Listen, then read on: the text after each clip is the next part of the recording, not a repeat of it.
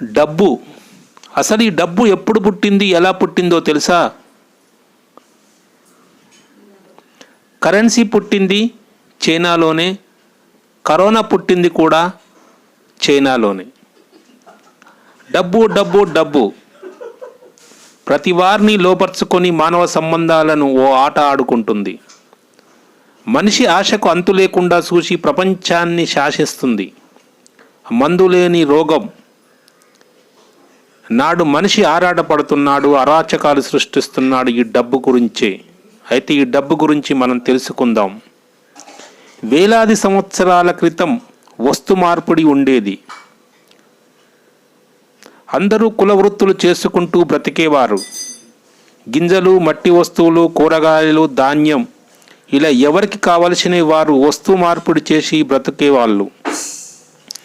ఇతర రాజ్యాలతో మారక ద్రవ్యం కోసం అప్పుడు రాజులు లోహపు నాణేలను, వెండి, రాగి, బంగారు నాణేలను ముద్రించారు.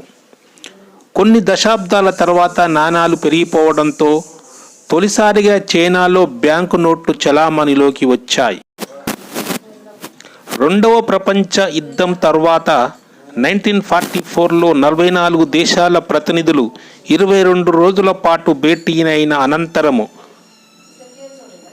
అత్యంత బంగారు నిల్వలు ఉన్న అమెరికా డాలర్ను అంతర్జాతీయ లావాదేవీగా కరెన్సీని నిర్ణయించారు.